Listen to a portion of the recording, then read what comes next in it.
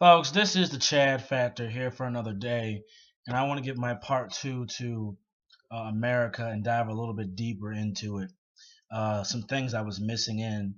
What I was trying to say about the movie was that it was encouraging how capitalism works. It's encouraging how there's a shaming within America to make America collapse, and that America is not this the worst country that oppressive country that people say it is.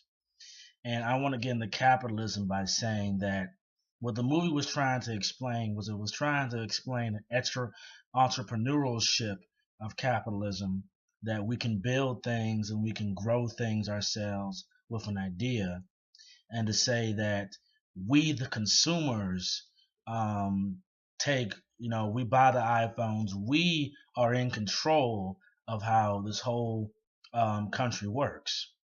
And he basically got into how people can watch a movie, and does Matt Damon get his money from working hard? No, he gets his money from us, the consumer. And he debunked the greedy quote by this woman going to a burger store, and she paid 189 for a burger, 179 for a burger, and then when she got to the house, she paid 220 for a burger. So it was almost 40-30 cents more than what she could have bought at the restaurant. And that's not including all the ingredients and everything she buys. So that's what he was trying to explain, the good things about capitalism, and it's specifically entrepreneurship. The other thing what he was talking about was the shaming tactics of America, and we start with Howard Zinn, who made his book in talking about all the bad things and making it seem like America was this worst country in the world. And he was praised in academia, and he was the one who kept pushing this narrative that America is this oppressive and dangerous country that you can never go to. And there was a historian that proved them wrong and said that all nations have unique disasters. Not only America has the worst things happening for it. So that's what he was trying to explain with the Howard Zinn situation, and how people looked at America through his works and through his book. Now Saul was a guy who was a doubt. He was used to be part of the Communist Party, but then the Communist Party wasn't radical enough for him, and he was the one who wanted to get the haves and the have-nots and shame the haves, and then use the have-nots for his gain. So him and Howard Zinn were trying to make the poor and the restless to go against the people of the haves and make a social revolution to the collapse of America. Now, what the Zeus was explaining in this movie is how, for example, how government is a problem, how you depend on the government, or how they do things, then things collapse, and that's why they spy on us. And what the wrong thing with socialism is what Howard Zinn and Solinsky supported, is that the government helps them, not the people. And what he was trying to allude to in other things is that we have to help the people and feed them and do more for them, and we can do more than what the government ever can, and try to get them to get the skills and not have them depend on someone else to get something.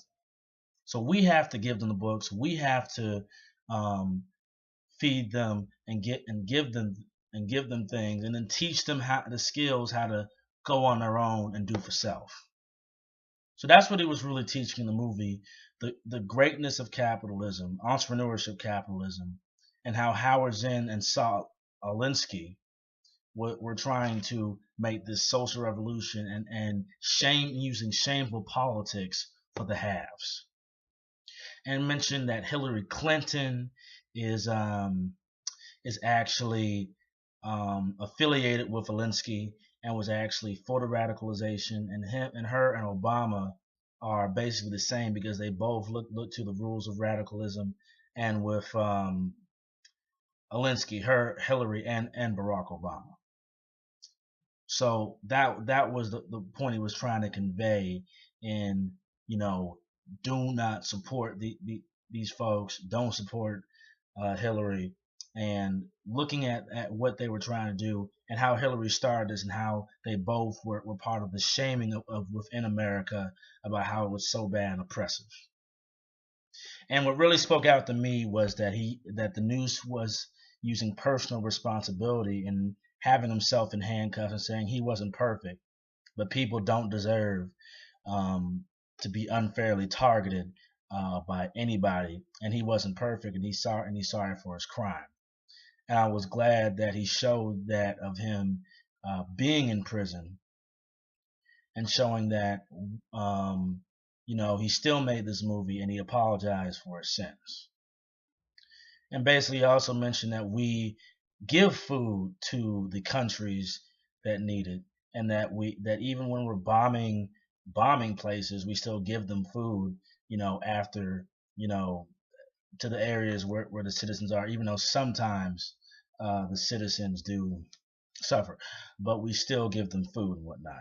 But this was the point of America the movie, and I just wanted to make this second video to clarify a few things. I still give it the same score, 8 out of 10, but I still like it. I just wanted to get congruent and get everything inside and tell you what the crutch of the movie was about. But anyway, folks, this is the Chad Factor for another video. Thank you for listening. Go watch America the Movie. You won't be disappointed. Thank you.